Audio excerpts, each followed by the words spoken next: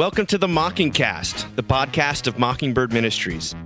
I'm David Zoll, your host, and in a few moments, I'll be joined by my co-hosts, Sarah Condon and RJ Heyman. We come to you every other week to discuss a few of the places where we currently see grace and its absence playing out in unexpected and compelling ways. We're glad to have you with us. Praise the Lord.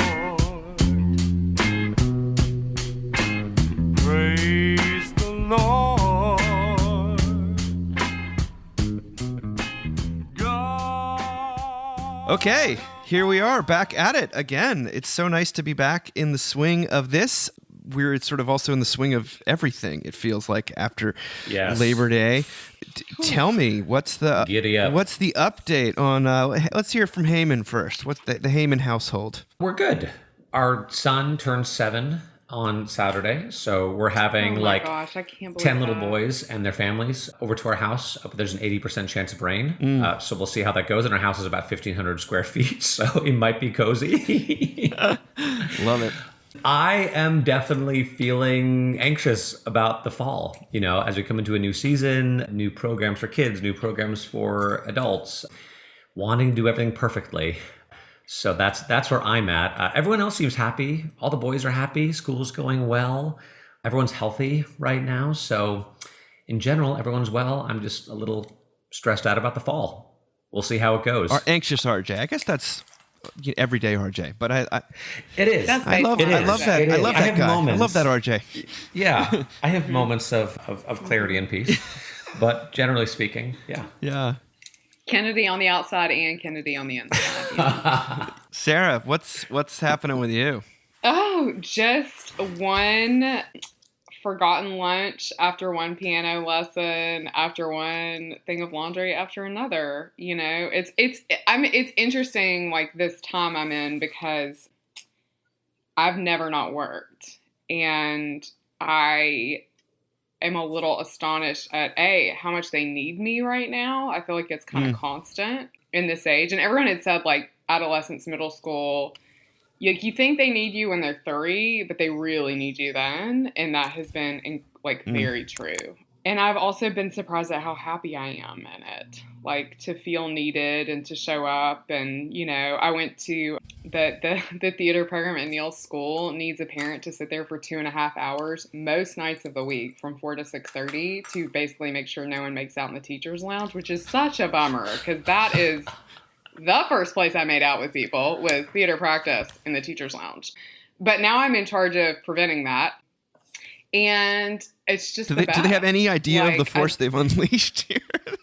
They do not. And I try to hold it back. I'm like, don't, you are going to embarrass Neil so much. Hold it, keep it together, the whole time. But also I'm like, I want to do character development, I just try to keep it to myself. But anyway, really, it's just we're in a really good season. I do want to say, RJ, that, we talk about it all the time, but there is this mystery of you're at this church and there's lots of people and it's growing and it's so exciting. And you're literally just as anxious as anyone at any other church, maybe more so, because it's we have to keep it up. Got to keep it up. Yeah, that's right. No break from the law. Yeah. Well, Sarah, I've heard that it's very difficult to embarrass 13-year-old boys, that there's just embarrassment is something that just never happens to them. Oh my God. Every day when he gets out of the car, I roll down the window and I go, simply the best. Dun, dun. It's every morning, and he hates it and loves it. My son is just you're embarrassing me. Everything is about. Who am I embarrassing you with? There's no one around. Everyone else is also deeply self-absorbed right now. They can't even see you. Oh gosh! But I also do remember acutely my father embarrassing me at that age. Paul, my dad, no way. Popping in to bring me my lunch with his collar on and be like, hello, hi, David. Oh. I'd be like, oh, Dad, get out of here. I love it. Well, things are trucking along here at Embird HQ. A thing to note is that we're doing a little regional conference instead of Tyler, Texas this year. We're doing one in Minneapolis, and that's happening at the end of this month, September 27th through 29th and 30th. And Simeon is flying across the ocean to speak. Cool. And we've got fun. Flame. I don't know if you guys know Flame. He's a rapper and an author. He's a very serious theologian, and I've met him through 1517, and he's going to be speaking. And then we've got Katie Langston speaking, and who's a friend of Sarah Hinlicky Wilson. It's shaping up to be a pretty cool event. So anyone we'll put the little link in the show notes. But that's been. Yeah, it's something to look forward to. We got some fun stuff to talk about. And the first one is Joshua Musser-Gritter, who has sort of been writing for the site for a while. He and his wife are both Presbyterian pastors in North Carolina. And he wrote an article that sort of stirred the pot a little bit called Why I Love Short-Term Mission Trips. Why I love short-term mission trips. And he says that in his seminary, he says, my seminary self would have scoffed at the title of this post. In those days, it was vogue to be as cynical and sarcastic as possible about the short-term mission trip. There was thought to be a magical, manipulative formula to these kinds of trips. Travel to someplace exotic, bonus points for Africa, check. Spend boatloads of church money that would be better spent on your local community, check. Sleep on a cockroach-infested, dirty floor, a church floor, check. Eat nothing, check. Work your youth to the bone, no whining accepted, check. Once you've got them emotionally and psychologically verklempt, throw a little Jesus in their face and get them saved, check. He says, many of the critiques of short-term mission trips are, of course, rooted in truth. Once airfare became a possibility for the public, churches exchanged sending long-term missionaries for the exciting venture of sending their youth in the short term. And of course, history is riddled with horrific examples of how mission has often looked more like a spiritualized form of manifest destiny. Before we move on, because he is writing in favor of short-term mission trips, what is your experience with short-term mission trips? Have you been on many? Couple. A couple, yeah. I mean, again, a great opportunity as an adolescent teenager to make out. So, 12 out of 10. I don't know. I love his take on this. So I'm excited to talk about it more. As a parent of kids who are like entering into this age, I'm excited for them to do these things. I mean, I've already seen Neil do some small versions of this stuff, and he like comes back like loving it. I don't know that he comes back, you know, in our culture, I'm not sure he comes back like aggressively on fire for the Lord, but he comes back like because he's had fun. And I don't know. I wonder if this is something that we've, and maybe we'll get to this, but have put so much of our own self-loathing on as adults that we've like, you know, already ruined it for kids, and they just go and have a great time. And there's so many spaces that we demand that children have to think deeply because we feel bad about our own selves, and we've taken away so much fun. So I don't know. What about you, Arch? I did them mainly in my young adult years, like in my 20s. I didn't really do any of my high school years. I did mainly kind of like evangelistic and discipleship style camps in those years. I did a trip to Mexico City in college, which was great. Jamie and I, it was actually just after we graduated. Jamie and I were newly engaged because we got married young, and she spent the entire time trying to hide her engagement ring because she didn't really want to talk about it, and she was sort of freaked out. That's the real. She's keeping her options open in Mexico City. There's nothing wrong with that. She's an introvert, you know, and she knew. At last, someone finally saw it, and like everyone freaked out, and that's like all they could talk about the whole time. But it was great. It was a good trip. And then I did another one, like my mid-20s, to Ethiopia for a couple weeks. That was kind of amazing. RJ. Yeah. And what do I think? Yeah, it's good to see the church at work in different contexts, right? And to realize like how people are different, but actually how they're also kind of the same, you know, and the needs are the same. And the gospel is powerful no matter the context. And to sort of to get out there. And I was talking to the guy in my church who I love, who's on our vestry and a professor at the local college who spent like 15 years in overseas mission work, primarily in Asia. And there's always surprising things. The fact that like there are more opportunities for women in ministry overseas than there are in the States. For example, you know, that even one of them was talking about how 40% of the missionaries in the Southern Baptist Convention are women. Who technically aren't supposed to preach because they're Southern Baptists, but they're out there in the mission field doing something, and then they basically just don't tell the truth to their mission boards at home. They just sort of say what they need to say to get through the day. There's also something really beautiful about trying to preach the gospel in other contexts because it's very clarifying about what is essential and what is not. Like, what are we actually trying to communicate here, and what can we kind of let go of? What is not essential to the message of Jesus? Yeah. So I always think it's interesting to talk to people who've worked in other contexts or to read books about them and to see all the sorts of things that they let go of that they might have said were essential had they just sort of stuck around in their own context. Yeah. For the sake of the gospel. I mean, that's extremely helpful to know. What is Yeah. the cultural detritus that we're sort of, or the baggage that we're sort of, that you all of a sudden realize, wait a second, that doesn't make sense in a culture where they're never indoors. It's like, or where they're only indoors. I love short-term mission trips. I didn't get to do that many of them, but I know that my younger brother attributes his conversion to a short-term mission trip. Wow. And my wife talks about going to the Dominican Republic and it being one of the most powerful experiences, being in a women's prison and talking to being this sort of preppy, white girl from Maryland talking to these women, and they're actually, there's a cynical way to look at that, and there's like a beautiful way to look at like we're actually talking about real things across so many divides, and that thing is really Jesus.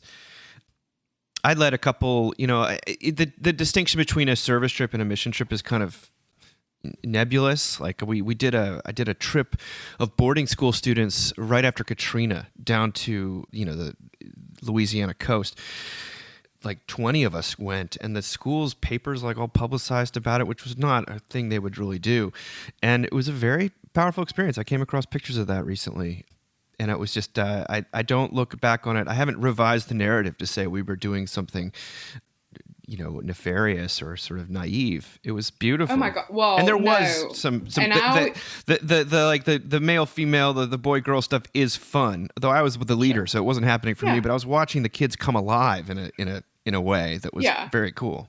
Yeah, I would also say in a lot of those situations, and maybe even globally, this is probably true. Like the church is the only one that shows up. So, we were in Katrina. Josh and I met in Katrina. I lived at a camp there. And I always say about that experience, like, had it not been, the government wasn't doing anything. It had not been for the church at large, all these denominations coming together, Christians coming together, more people would have died. So, I actually think there's like something quite serious, and I think about Kate, your wife, who I know really well, who is like lovely and East Coast, being in a prison talking to these women. Like, who else is talking to them? Like, and Kate getting something out of that, but also those women getting like, that's so incredible to me. That's cool. I mean, I think about it. When we did the trip to the Gulf Coast, we were being hosted by one of those churches where they don't believe in any instrumentation. And these were kids from like a very,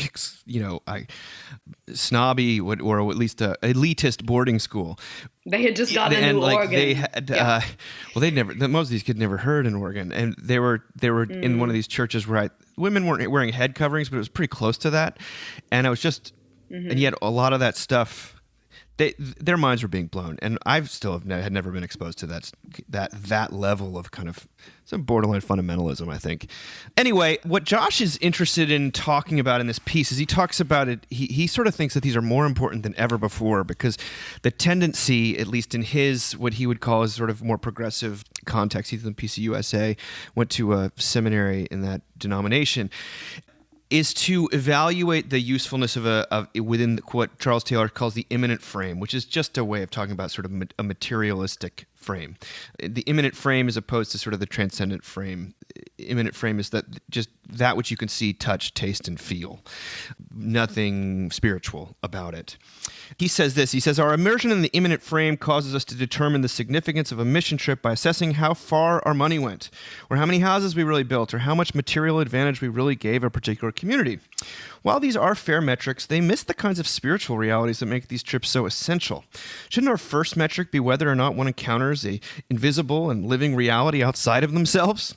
That is precisely why I love short-term mission trips. He says, I think short-term mission trips are actually more important now than they were 15 years ago. I have found it to be a brilliant interruption to the problems of the world and the havoc that it wreaks on our youngest generation.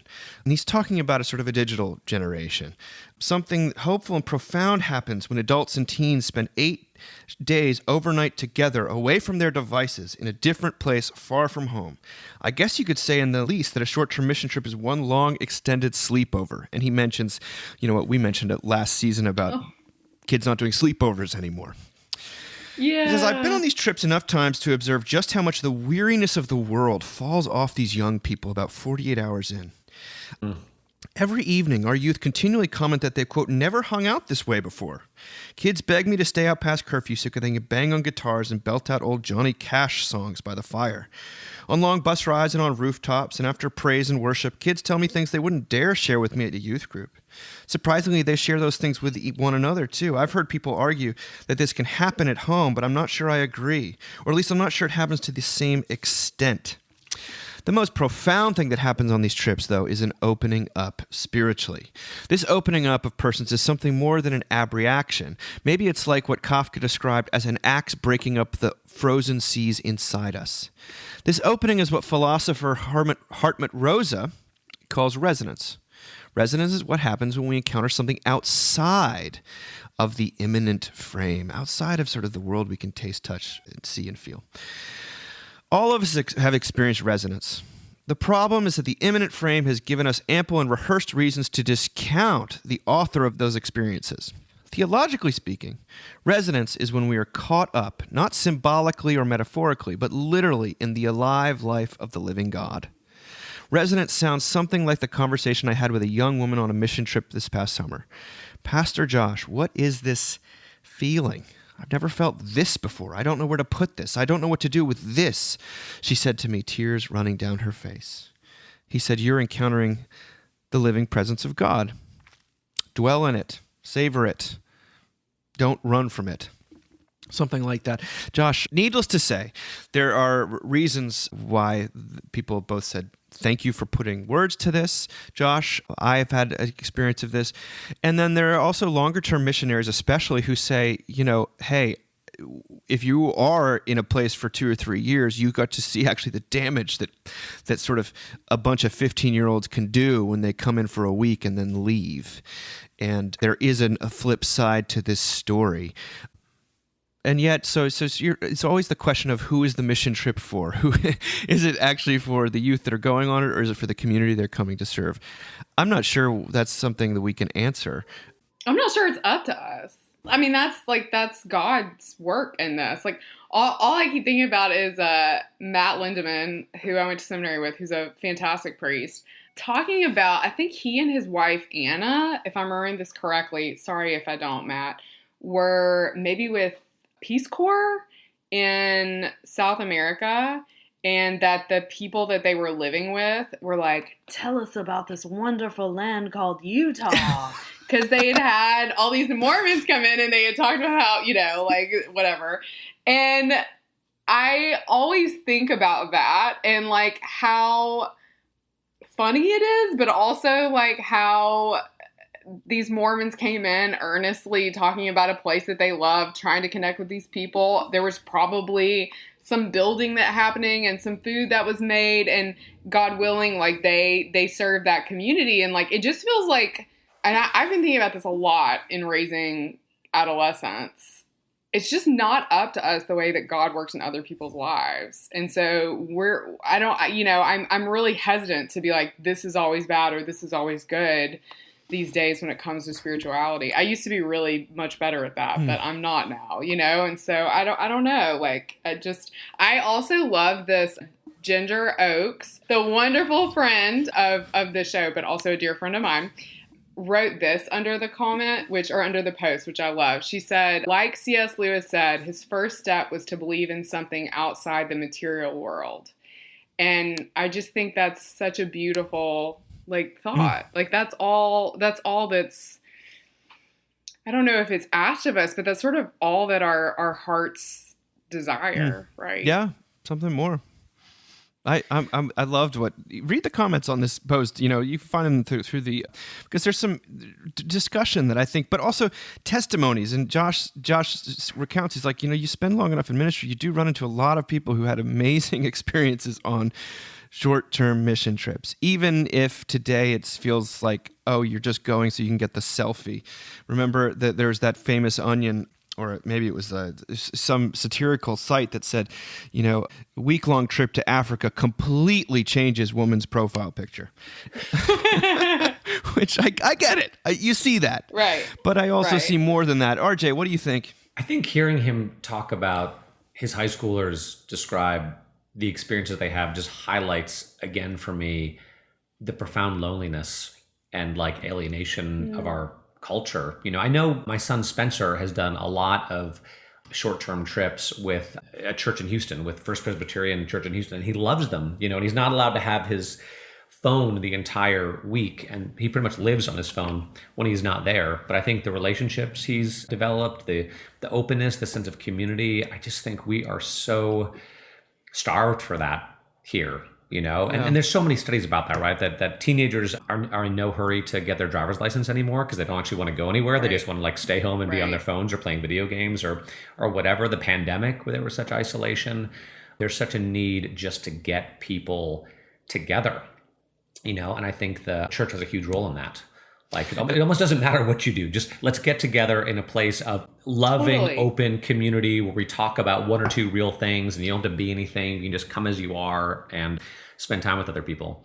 So that was the first thing. And then the second thing was, it's just so crazy to me that we live in a world now where the idea that like a bunch of young people would raise a ton of money to fly somewhere and be uncomfortable serving other people is a bad thing. It's like, okay, is it perfect? No. Are there externalities? Are mistakes made? Of course. But I'm always reminded of that article we read a few years ago about how, Dave, you guys sent it to me again, about how Christians kind of invented charity. How charity like wasn't a thing. Yeah. It just wasn't a thing, right? This idea that you're supposed to care for people who are poor and weak and out of it. And that emperor that was like, who are these Galileans? Yes. Like, not only did they take care of their own poor, but they take care of ours that was too. Julian the Apostate. He did not name himself the Apostate. That was a later designation. but yeah. Same for me. It seems to be a hallmark of like a truly post-Christian society where like there's no recognition that the idea of traveling somewhere else and being uncomfortable for the sake of somebody else is totally a Christian idea to begin with. And like maybe it's not perfect, but like who does that? Like who does? Like, It's so crazy to me. So anyway, yeah, I mean, I watched. There's like always like an alternate spring break thing that the sort of a lot of the Christian kids do at UVA, that like they're having to justify it more and more, and it's like why aren't we having to justify the sort of getting blackout drunk in Cabo thing? Okay. Cabo, try Cancun. These fancy kids going to Cabo to get drunk? Yeah, I also think it really is important for especially if they're church kids to get exposed to different types of Christians, and you do hear people who go to Africa or they go to a Latin American country, especially a place that's dealing with a lot more poverty. That's their actual first exposure to serious poverty, and you always hear the same, like, wow, they seem so much happier than we do. Or like, I saw a miracle in front of my eyes, and somehow there's a trust in God when you have nothing else. That's all you trust in. And you hear these testimonies, and I sort of envy it.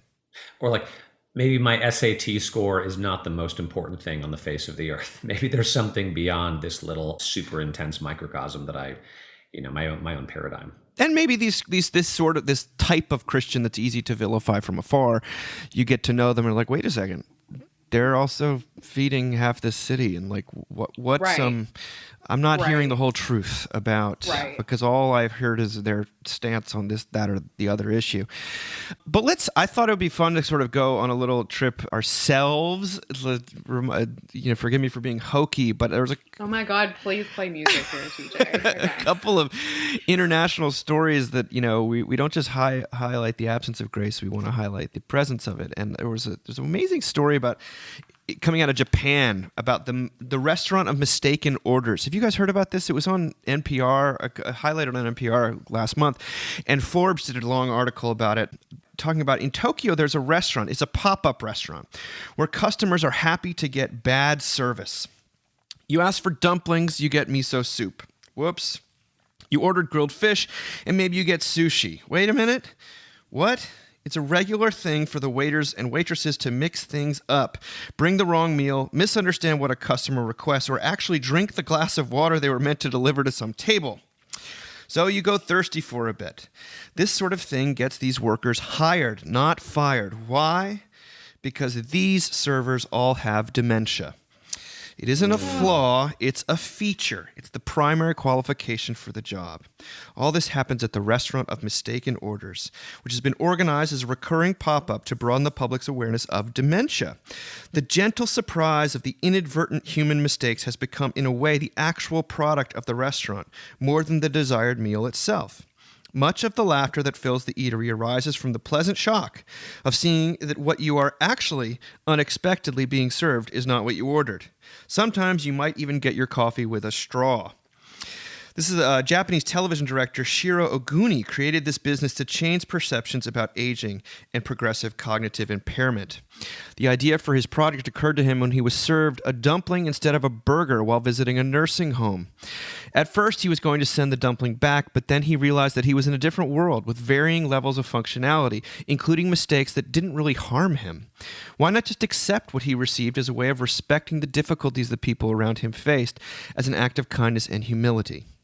During one of the first pop-ups, 37% of the orders were mistaken, but afterward, 99% of the customers said they were happy with their meal.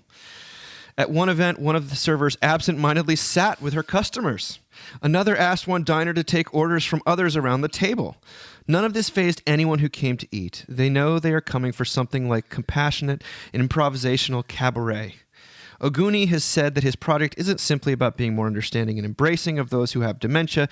He's trying to show how people can be kind to one another regardless of shortcomings. Now, I just thought this was so incredible. It's amazing. Incredible It's amazing. in the way that it sort of honors people with dementia who are so, it's kind of the last frontier, I think, for a lot of the aged, especially those, with Alzheimer's and whatnot. But also the kind of what's expected of you is to sort of accept what you're given. There's a receptivity that's underlined here and a happy receptivity. It kind of like, oh, surprise, here's what I'm receiving. And to know to sort of, you let down your entitlement, you kind of like relinquish all of this expectation. I don't know. I found this to be a profoundly gracious movement. And I would attend one of these in a heartbeat. What about you guys? What do you think of this? This is like my favorite thing we've ever talked about. Like, I just love this so much. I mean, I keep thinking of my grandmother, my mother's mother, who had very severe dementia. And the last time we had a family reunion in Louisiana, we, gathered everybody together. We got her she was in this incredible facility in the Delta full of farmers' wives. So they would all just sit around and talk about crops, which was like incredible. And Mom got her out. We all went to Louisiana, and I was pregnant with Neil, so napping and miserable, newly pregnant. And I was in the bedroom sleeping, and my grandmother comes in, and first I watch her fold laundry, like out of my bag, right? And then I watch her leave, and she comes back in, and it is a carpeted room, and the woman has found a broom. And she is like sweeping the carpet. And I looked up, unfortunately, and was like, because I called her Guinea, like guinea hens.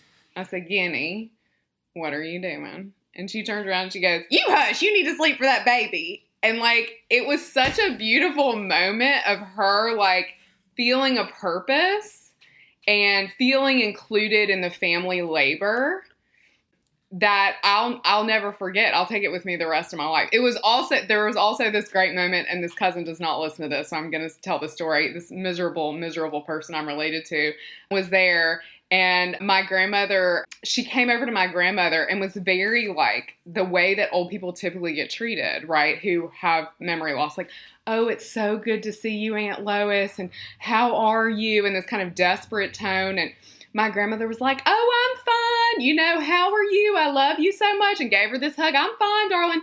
The cousin walks by and my grandmother looks at me and she goes, who was that? She was a lot, you know? And it just was this like, there's so much beauty there. And I love that you can intentionally go to this restaurant and experience it. The last thing I'll say is you can also go to church and experience this. That's true. For free. So I do want to say that, but I love the intentionality behind it. Rucker? It's so beautiful, too, that it's Japan. It just makes so much sense, which is having such a crisis of aging, right? Where the average age in Japan is like 77 or something. Oh, it's crazy. And all these... Have you heard these stories of these older people who they don't want to be a burden? And so there's this forest in Japan where old people would just drive to the forest and just walk off into the forest and die. And there's there's just hundreds of bodies in this forest of people who are like, I have no use anymore. I'm old. There's no one to support me. I have no one left. And I'm just going to wander off into the forest and die. And what an incredible thing. It reminds me of a story I heard a while ago. A woman who, one of her parents, I think it was her mother, was suffering from dementia. And this woman, you know, her strategy was every day she'd wake up and she'd be like, Mom, what day is it? What time is it? What year is it? What's going on? Let's look at the newspaper, like trying to drag her into the present. And her husband just had fun with her mother and was just like, and they would go off into these own little worlds and tell their own little stories. And wherever her mother wanted to go in her dementia, her husband would go there with her, and her mother loved her husband, even though she didn't really know who he was, you know? and like, it's like, you know, it's like being with a little kid who just wants to play, And like, are you willing to play, or do you need to are you willing to submit to someone else's reality, or are you going to insist on your own reality? And, man, again, it just, I'm really wrestling with my perfectionism recently, and this again just calls into question.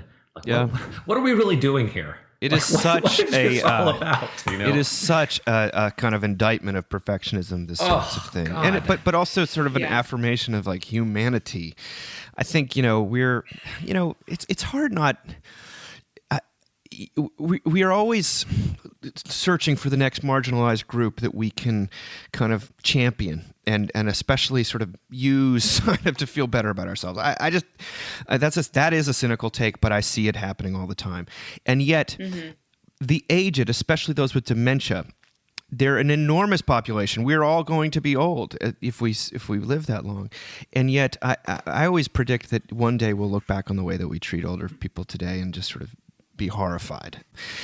And this I've watched, especially in church, and I wouldn't have access to this outside of church. My parents are yet to reach that age where I've watched them care for their parents, but it's different when it's your own parents. And so church has, and I do watch, there's a group of women at our church that meet who are all sort of caregivers for their aging husbands who are impaired in certain ways. And these are the most saintly women in the church, to be honest with you. And I want to sort of learn from them. And I know that they're living in a kind of an alternate reality, and I find it to be very beautiful. And in fact, there's actually another lady at our church who's named Mary Kale, who is she's got a book that's coming out called Dementia in the Church, and it's the most wonderful book. It's coming out through, I think Fortress Press is publishing it. It comes out this week, and it's a resource. There's actually not that many resources about how to minister to those with dementia and to their caregivers and to include them in the life of the church in some way that's not just lip service. And I think this book I just want to recommend it to people. I got to blurb it, and it was like I thought, I really respect what Mary has to say. I'll take a look at it. But then sort of like my jaw's on the floor by the end of the first chapter and thinking, holy smokes. So yeah, I think the gospel comes alive in these situations. And so that's one of our destinations, Japan. The next one, let's go to India. I was gobsmacked by an obit in The Economist for a man named Bindeshwar Pathak, it's called Cleanliness and Godliness. And listen to this. At age 7, he just died August 15th at the age of 80. Age 7, Bindeshwar Pathak wondered why the thin little woman who came through the back door sometimes selling bamboo utensils to his family was called untouchable. He wondered why his grandmother sprinkled holy Ganga water over the floor where the woman had walked and was told she had polluted it. So one day he dared to touch her sari to see what would happen to his body. Nothing happened to it, but uproar broke out in the house. The local Hindu priest said Bindeshwar must be banished. His mother intervened to save him from that, but the rest of the priest's remedy was almost as terrible. He had to plunge into cold Ganga water, and much worse, drink a mixture of milk, ghee, curd, cow urine, and cow dung to purify himself. Later, he learned the reason for it. The poor, creeping woman belonged to the Valmiki community, the lowest caste. Its women mostly made a living by collecting night soil, aka, human waste, cleaning it out from buckets and dry pit toilets with a metal brush and pan, but often with bare hands.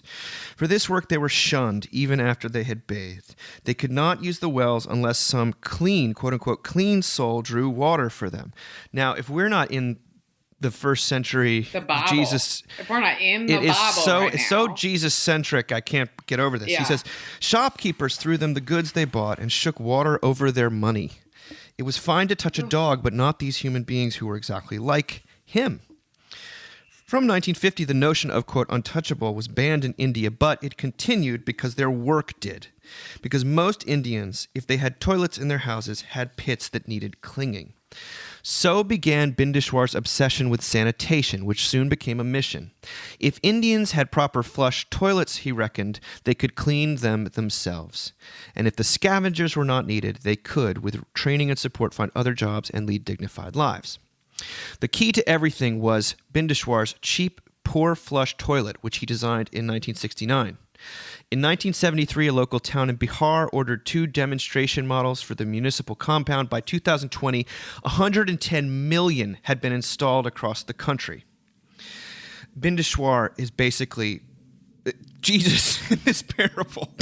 I know it's all about toilets, but gosh, they write about shortly after university, Bindeshwar spent 3 months among scavengers in the town of Betia, enduring with them the stench, the humiliation, and the filth that had leaked into his hair. One day he saw a small boy killed by a bull because since he was untouchable, no one would help him. This redoubled his determination to make his mission national, though few listened. His family were appalled by his peculiar, shameful obsession with sanitation. His father-in-law disowned him. He ran out of funds to build the toilets and had to sell his wife's ornaments to keep going. But as his invention spread, so the scavengers began to rise. He established centers for the women where, in identical pale blue saris, they could learn to read, write, and open bank accounts. They could train as embroiderers and candle makers. By this year, by his estimate, some 200,000 women had been liberated. We talk about the woman, the unclean woman who touched the hem of Jesus' garment. Here you have the little boy touching the hem of the unclean woman, the untouchable woman. This obit, which he just died, it just brought home the radicality of grace and service in just a visceral way to me, sitting here in Charlottesville, Virginia in 2023. What an incredible thing. That's what he's done. So I don't know, what do you think about this? India's always been top of my list to go to for a mission trip or just basically for a culinary trip. Yeah. But wow. I think also just the cost, the personal cost that he bore, the relational cost, and you just wonder what was it that inspired him to keep going, to say this is worth it, this is important, this is my life's work. He must have been a pretty obstinate, determined, bullheaded, guy. I sort of wonder what his relationship with his wife was like after his father-in-law disowned him, but he was just willing to keep. There is a dimension, RJ, in it that sort of you can read between the lines of the obit. He sounded so singularly focused on his mission that his family sometimes felt it was more important to him than they were. And yes, I think sure that's true. Some Christian workers out there might have heard that same refrain before, but that's right. When he had to sell her jewelry to keep making toilets, I just I can't imagine how that went over. That would not go over well. I'd be like, I should have married that boy from high school. I knew it. Yeah. The boy you met on the mission No, go trip, ahead. right? Right. So a thing I've been thinking about a lot recently, when I'm out in the world and people find out, what I have done for a living, what Josh currently does for a living. We're in a season where there's a lot of that. I'll meet people with kids, and it's the weird thing about being in ministry. It's like when you tell people what you do for a living, they immediately are going to self-justify in one way or other, right? They're either going to be like, this is a church I go to, or they're going to be like, they're going to say this. They're going to say, we just don't really like do the whole God thing. Like we don't do the God. And they'll often say like, we don't do the God thing with our kids. And it's heartbreaking for me because this story is in so many ways about a child's innate spiritual curiosity, right? That's what this story is about, is like this little boy who grew up in a religious context and wanted to ask questions and push boundaries in the context of his faith. And that is the natural bent of children. And it is so good for them and so healthy for them. And I'm going to take flack. Maybe I don't even care what their religion is. I just think children have this innate, beautiful sense of spirituality. And it is what led him into this, right? And we should totally embrace it and encourage it. So I mean, for me, that's what I see when I see this. And I love it. It's incredible. It's inspiring, right? I mean, I feel like it's just the hand of God, like a singular focus that makes you like, your family is angry with you, your community, is rejecting you, and you just keep at it. And it's so funny to me, just from an American perspective, given what we were talking about with mission trips and stuff, there's such a, being Jesus in the world and being the hands and feet of Jesus and, all this kind of stuff. And it's like, no one is embodying that more than this guy did. This isn't, because you said the thing about, it's about toilets, but all I can think about is, when Christ, spit in the mud and, wiped it, that's what this is. In our context, sometimes we have to find metaphors or just fresh imagery translation for sort of clean and unclean, Sure. Here you don't. It's just no, this is, and you think that's 2,000 years ago? No, it's happening. And yes, it happens with the clean and the unclean on social media, and it happens with various sort of elitist, hierarchies that we create. But here it's happening, if you actually touch that person, you get banished as a 7-year-old. I mean, that's the level of when Jesus touches the man with leprosy. He touches and contracts, and it talks about him actually living among the people. This sort of talk about incarnational ministry, right? How's your incarnational ministry going? Right. He can't get the stink of feces out of his hair. Yeah. That's to me. I wonder, awe, and gratitude, and all of a sudden, There's a show that I think is really remarkable that's been on HBO this year called it's actually the 3rd season just concluded. It's not for everyone. It does get pretty gross, called How To with John Wilson, and it's a guy in New York who just goes around with found footage that he's been filming for years, and he sort of just explores the human condition. And there's one about how to find a public bathroom that is disgusting and yet also deals with the reality of human need and bodily fluids and stuff like that. But what he finds is he discovers this sort of humanity underneath. But this is also where humanity actually lives. And we can sanitize all we want, or we can, deal with people as they actually are, which sometimes does involve things like this. But speaking of things like this, RJ, what are you thinking about? Oh yeah, bathrooms, dementia, death. This is the reality of life that we remember when Sarah, didn't you say that the number one thing people think about when they come to a church is if the bathrooms are open? Totally. Yes. Where are the bathrooms? How do I get to the bathrooms? Yes. And do you have a changing station? What am I going to do with my screaming child? Yes. Yeah, those are plotting an exit strategy. I've interrupted you twice though, RJ. What were you saying? No, I don't have much more to say than that. These are incredible stories of grace in the midst of life's messy, beautiful realities, and very in uncomfortable and challenging ways. So nothing more Well, to say. let's go from grace back to the law. And to do that, we need to go back to America, and specifically to the upper middle class. Ever heard of it? There is a wonderful new book out that I highly, another recommendation by a woman named Jennifer Brenahy Wallace. She's written a book called Never Enough. And the subtitle is Oh, I'm reading When Achievement this. Culture Becomes Toxic and What We Can Do About It. I'm going to try to get her to speak in New York. It's so Along with- good. This is the moment when all our listeners realize I really don't read the articles. I don't even look at them. Well, I heard her on a yeah, podcast, good. and then I bought the book, and it's really interesting. So there's a lot here and a lot to talk about. She was interviewed by the Harvard Gazette by Samantha Lane Purvis about this book. And, it's a book that you sort of have to sell for compassion for high-achieving kids, because it's not immediately what we normally want to talk about, scavengers in India. But here we are back at, she says, the interviewer says, your book highlights the pressures that students face when they attend so-called high-achieving schools, ones that tend to be very competitive with high standardized test scores. Why did you decide to focus on this demographic? Now, Brenahy Wallace says this. As you point out, yes, many of these students come from the top 25% of household incomes. We're talking about upper middle class families.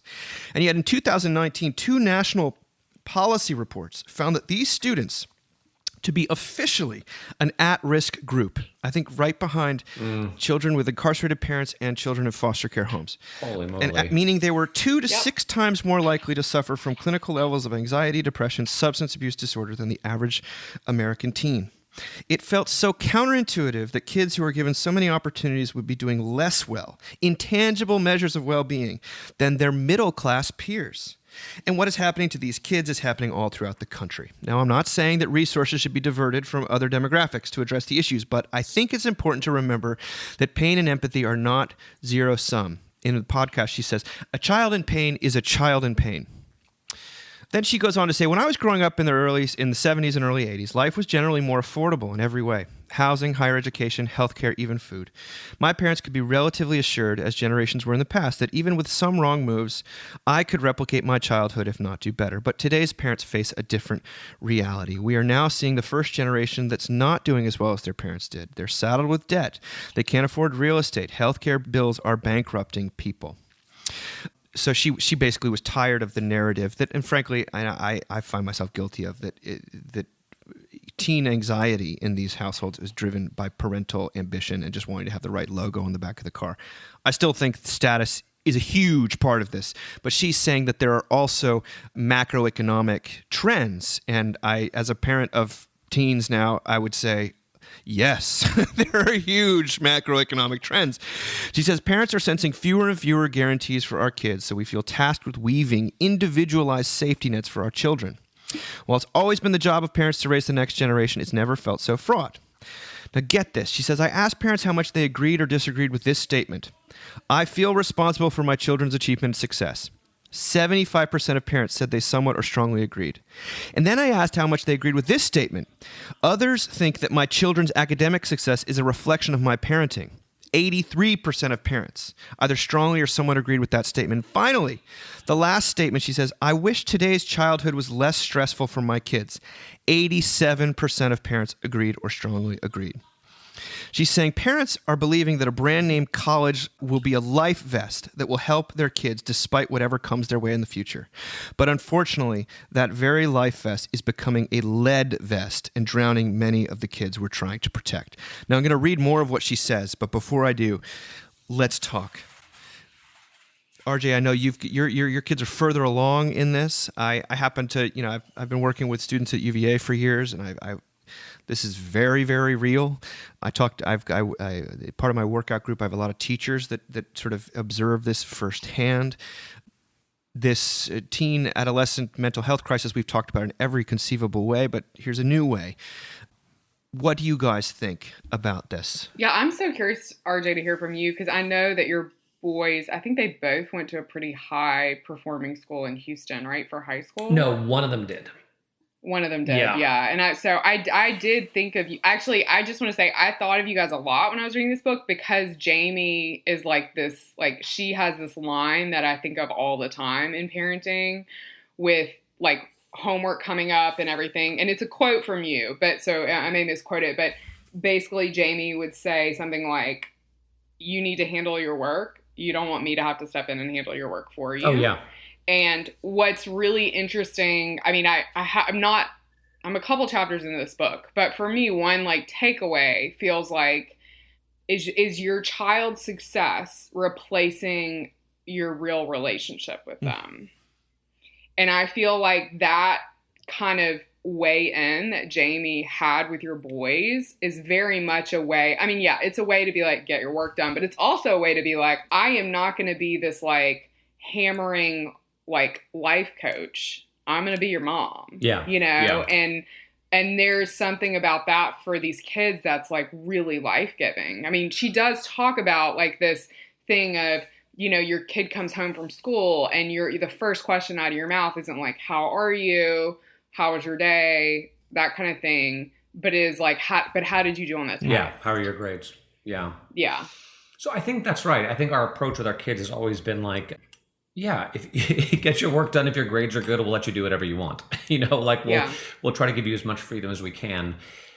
It is interesting. I was just talking with a dad down here who they're happy down here in Florida, but they're considering moving back to the Northeast where they used to live. And part of that has nothing to do with their happiness. It actually has to do with where are our kids going to go to high school? And are the high schools down here good enough? And do we need to move back to the Northeast where the high schools are better so they can get into better colleges?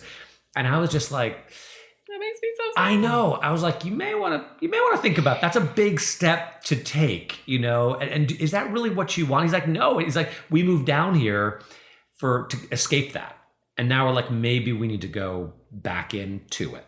And I do feel like my kids, they had somewhat different high school experiences because yes, one of them went to a very much of kind of a high achieving meat grinder high school, you know, and he's in one of like the top 5 engineering programs in the country for college and also doing computer science. And he's still like, Dad, high school is 10 times harder than this. Yeah. You know, which is just like, what? Like, what is the point of that? Yeah. It's insane. Like, what are you... They all said that at Rice. What are you trying to accomplish, you know? Yeah. And then the other one who's at Rice, my freshman, went to a high school here in Florida, which is a great high school, but they don't have APs.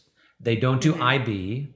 They do have kind of different tracks for kids who want to pursue higher level math or higher level history, whatever, but they're much more student focused, longer class periods, less homework, 15 minutes in between classes rather than 5, so you're not rushing. And we really liked it, but I've also heard parents there complain that they're not achievement driven enough and not, you know, score driven enough. So I don't know. And our kids, you know, they do deal with things like anxiety, you know, and depression, and which that's also part of growing up. You know, I worry about my senior. There's no time that's more anxious. Well, there's lots of anxious times, but graduating from college and being like, what am I going to do with the rest of my life? I don't know what the answer is, you guys. It just feels like a battlefield. Get engaged and go on a mission trip. Sorry. Maybe just move. There's all these articles now, you know, like he left his job and bought a home in Portugal for $100,000 and now he makes travel videos for a living. It's like, well, maybe that's the answer. Maybe the answer is to pull the ripcord and get the hell out.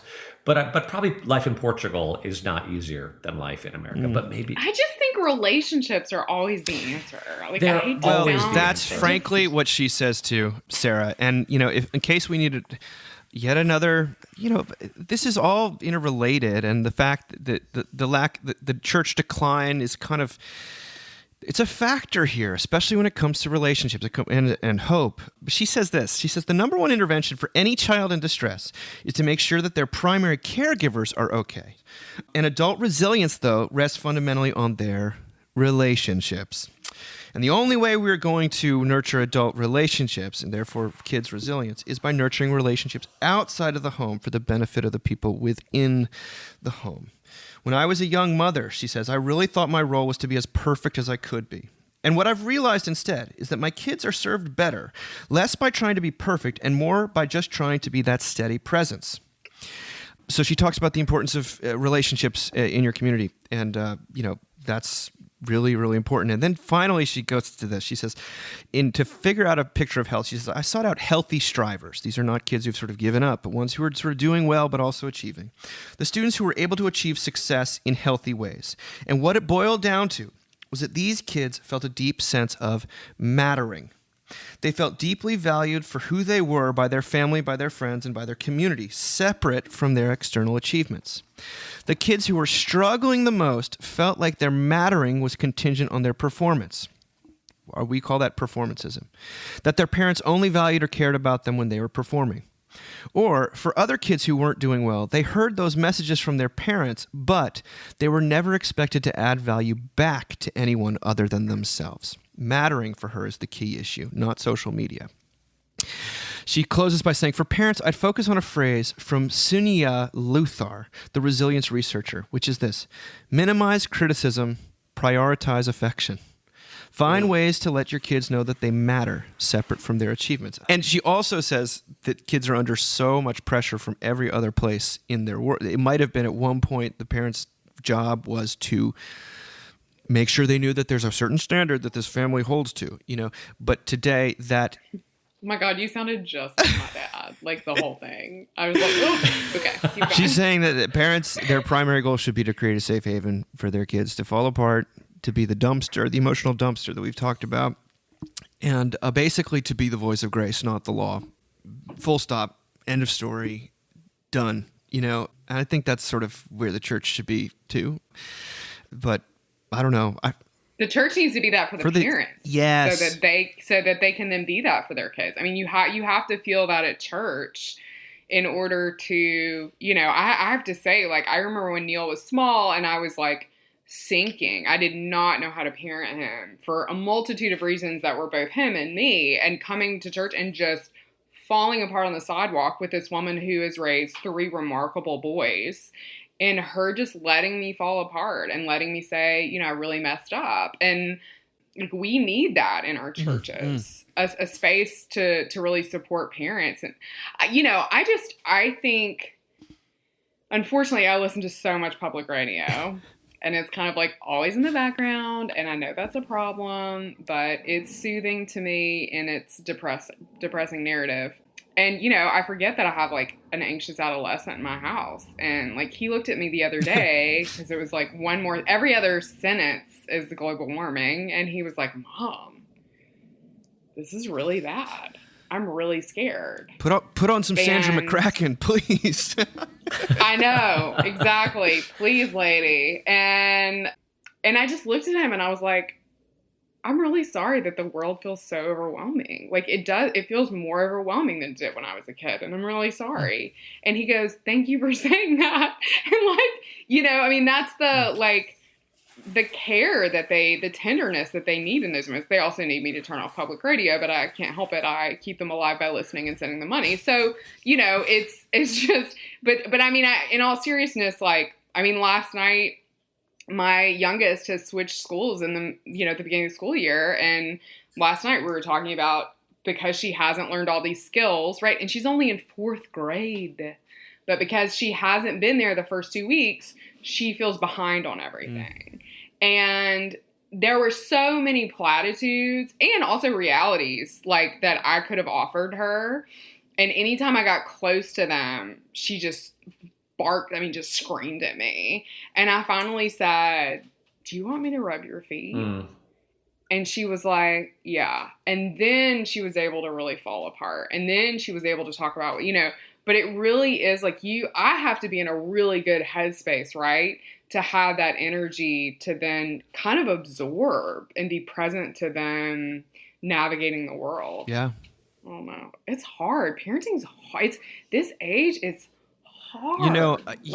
I've just started writing or teaching a course at church called Things You Won't Hear Anywhere Else But Church. And of course, hopefully you might not hear them at church either. But one of the things I say is that I'm trying to distill Christian wisdom into sort of fresh aphorisms. And the first one is to advertise your hypocrisy. The church should be a place where no one's expected to be consistent, or that you have done those things which you ought not to have done. And you have left them. And so I wrote a post about it for this. I'm going to process it on the website. It's been really good because it's sort of helped me get through some writer's block. But I am a hypocrite because I also have been dealing with a 13-year-old who wants to do travel sports, and then all of a sudden he's trying out for these travel sports, and he's whether he's up against kids who've been doing nothing but every single athletic thing since they were 6, and I was this guy being like, I care about other things, not achievement, and all of a sudden I'm watching him sort of suffer for that reason, but I also feel totally crammed into this thing, and all of a sudden I'm going from teaching this course at church about advertising your hypocrisy to literally driving to a travel baseball thing at 11 a.m. on a Sunday morning to sit there bored out of my gourd, and baseball's the worst. Yeah, I mean, I love the mythology of baseball. However, same. I just thought to myself, I feel caught in this, and I'm encouraged by what she's saying, but I'm also, these forces are larger than we are. RJ, tell us a little more before we hear from Melina Please. Smith. Give us wisdom. Well, when you talk about hypocrisy, it reminded me of what my associate DJ Griffin likes to say. He says, when people say the church is full of hypocrites, you say, no, it's not. There's room for plenty more. Come on in. Come on. We got room for another. It was funny that this article came up because it was the same week that Sarah, you'd sent me a devotional. There's a new devotional coming out from 1517, our friends over there, called Encouragement for Motherhood. And I think it's edited by Katie Copland, who's a podcaster over there. Mm-hmm. It's going to be great. I think it won't be out till next year, but it's next spring. In the spring. And right. we'll make sure we post a link to it when it's out. But our friend and co-conspirator Melina Smith wrote a wonderful devotion for it, because this sort of never enough fear about our children, their value, their future, and our own value as parents. It's not just parents who feel this way. It's anyone who's thinking about the future in a sort of a meritocratic meat grinder, or just simply a human being struggling with how to justify themselves, to feel like they're enough. She wrote a little devotion called Finding Peace, and she's taking as her text Romans 5:1, therefore, since we have been justified by faith, we have peace with God through our Lord Jesus Christ. Now, Melina begins by saying she was at a conference, and she's speaking about sparking faith through the imagination, and she's sort of going through her wonderful stuff that she does with story makers. If you don't know what that is, check it out. It's amazing, sort of resources for children's ministry. And she was parents were asking various questions of her, and then one mother asked in a quivering voice, but how do we parents make sure our children are Christians in the end? Melina says, the mother cut right to the heart of the matter. Sure, I had plenty of fun, crafty hacks and tricks of the trade, but the real question, the big question, sat in the room like a ton of bricks. She asked the question that all parents think about, worry about, and are most afraid of. We worry because we imagine that we are responsible, not only for packed lunch, but for their salvation. As soon as the words left her mouth, my mind could only think of two things: my daughter Sophia and baptism. That same question was brought to a church in 2007, where a young woman of 28 years of age held a 3-month-old infant in a vintage baptismal gown a hipster gifted me, she's talking about herself, from a flea market in Chelsea. I remember looking down at Sophia, and her vulnerability was piercingly real. There were so many mixed emotions at play. I felt overwhelmingly grateful and terrified all at once.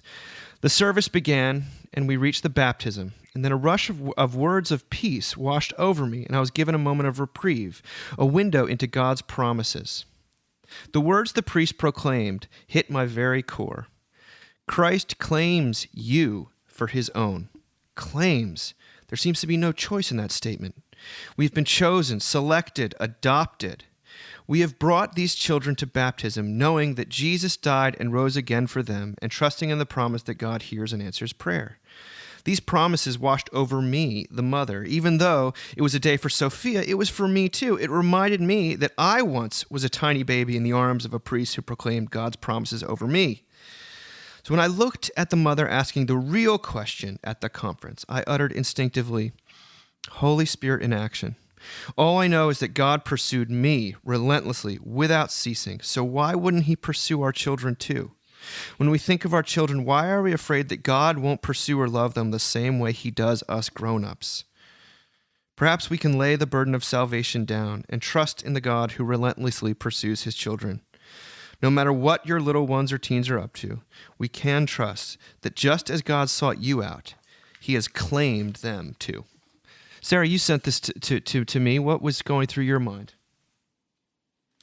I love this so much, and I keep thinking about a piece that Stephanie Phillips wrote recently about her son who has autism, and the challenges that come with that, and the fear as a parent raising a kid that is so dependent on you that will you always be there for this kid? And I actually think there's a similar thing there that's happening, right? It's like this anxious desire for control over something we don't have any control over. And Stephanie's conclusion, which I feel like is really in the direction of Melina's, is like, God loves this child more than I do. God cares for this child more than I care for this child. And so, God, and I've heard Melina say this before when people have voiced concerns about, kids and Christianity, like, God's not done with them yet, and I think that phrase a lot. And I'm sure you all have encountered this where, you encounter people at your church who are maybe like your parents' generation, and they worry about their kids who are more our age, who, don't go to church, don't have that community, are struggling with belief. And often for those parents, there's this pain, like, what did I do wrong? I often see it as like, I pushed it too hard and they've rejected it now. Right. And that's, and that's my fault. And, the good news about our fault is that it all lands on the shoulders of Jesus. And the worst thing we can do is like live our lives out of the anxiety of our faults. Because in some ways, right, we're not really Christian in that moment either. And to have some peace about it. I think there's something really beautiful in just saying, like, God's not done with your kid yet, and so you need to kind of step back and trust that. And that's hard. I have one kid right now who feels very much, like spiritually curious and invested in the church. And then I have another kid who's like, oh my God, this shit again, a little bit, and I'm like, my favorite thing that this child says is, I've heard all of this already. Why am I having to hear it again? And it's funny, when Melina visited us, she asked this child a biblical question, and the kid actually knows all this stuff because we've done Story Maker. So it was like, I was like, well, they do. Maybe you should stay home. But it's just like, there's just kind of like letting go of the control over that is really hard, but I just think it's necessary. That's faith, I guess, right? Isn't that what faith is? Yeah. Yeah, it's like, we don't have any control over, the moment we try to have control over our children's spiritual lives in some really direct, this is the way you have to believe way, is the moment it goes south. Right. Like, my sense is always that faith is not opposed to doubt. It's opposed to control, if anything. Like, that's the... Totally, and faith is also a gift, so it's not like necessarily up to us to summon, but that's where the rubber meets the road. RJ, why don't you take the closing word? What do you say? As Sarah was talking, I was thinking that the thought had occurred to me a number of years ago. I think I was preparing some teaching for some parents or something, how we're only ever surrogate parents to our children, right? We're not their true parents. We have them for a time. We do the best we can. We make a lot of mistakes, but that when we pray, the Lord's Prayer, our Father who art in heaven, he's not just our Father, he's their Father too, in a way that's much more profound than we could ever know. And he, like you said, Sarah, he knows them better than we could ever possibly know them. He loves them more. He has more control. He actually can change and melt and turn their hearts, which we can't.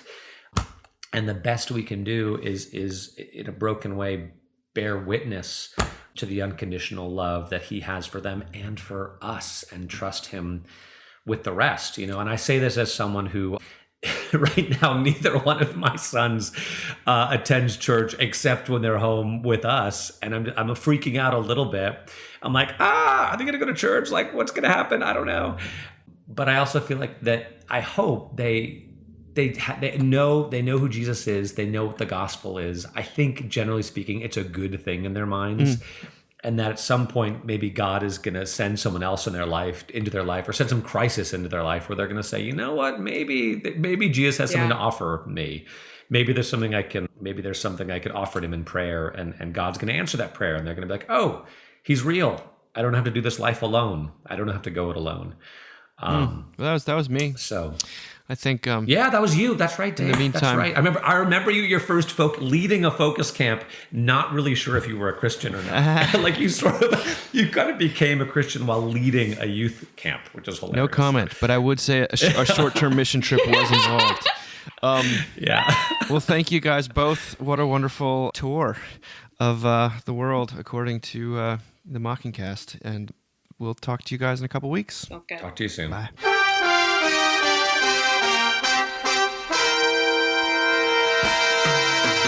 Thank you for listening. Remember, you can find us on the web at www.mbird.com. And we'd always love to hear from you at info@mbird.com. Audio production for the Mockingcast is provided by TJ Hester. And if you like what you've heard, please drop over to iTunes and leave us a rating or review. Until next time. Praise the Lord.